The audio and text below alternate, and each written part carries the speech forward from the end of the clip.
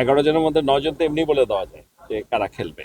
আসন্ন টি-20 বিশ্বকাপে বাংলাদেশ দলের স্কোয়াডে পরিবর্তনের কথা জানালেন বিসিবি সভাপতি, যুব ও ক্রীড়ামন্ত্রী নাজমুল হাসান পাপন।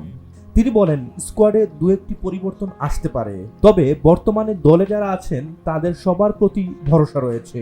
যারা আছে প্রত্যেকের উপরেই ভরসা আছে। আমি মনে প্রাণে একটা জিনিস বিশ্বাস করি যে এখানে যারা আছে তারা যদি তাদের খেলাটা আসলে খেলতে পারে, সাধারণত তাদেরকে যে জন্য দলে নেওয়া হয়েছে তারা যদি তাদের খেলাটা খেলতে পারে তাহলে ভালো খেলা হবে। বৃহস্পতিবার দুপুরে সাভারের শেখ হাসিনা জাতীয় যুব উন্নয়ন ইনস্টিটিউটে 5 দিনের যুব মতবিনিময় সভার উদ্বোধনী অনুষ্ঠানে তিনি এসব কথা বলেন। মন্ত্রী বাংলাদেশ জিম্বাবুয়ে সিরিজ নিয়ে বলেন, বাংলাদেশ ওপেনিং ব্যাটিং ভালো করেনি, তবে বোলিং ফিল্ডিং ভালো করেছে। সাকিব মুস্তাফিজ দলে যোগ দিবে জানিয়ে মন্ত্রী বলেন, আসন্ন টি-20 বিশ্বকাপে একটি ব্যালেন্স দল যাচ্ছে।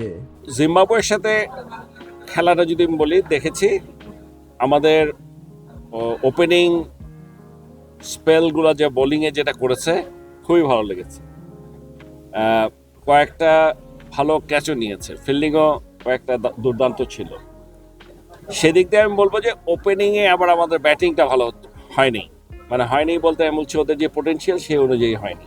এছাড়া যুব ও ক্রীড়া মন্ত্রণালয়ের অধীনে প্রয়োজনীয় জনবল নিয়োগের পরিকল্পনার কথাও জানান মন্ত্রী। শেখ হাসিনা জাতীয় যুব উন্নয়ন ইনস্টিটিউটের মহাপরিচালক আবু তাহের মোহাম্মদ মাসুদ রানার সভাপতিত্বে অনুষ্ঠানে আরও উপস্থিত ছিলেন যুব ও ক্রীড়া মন্ত্রণালয়ের সচিব মহিউদ্দিন আহমেদ, যুব উন্নয়ন অধিদপ্তরের মহাপরিচালক গাজী মোহাম্মদ সাইফুজ্জামান সহ অন্যান্যরা।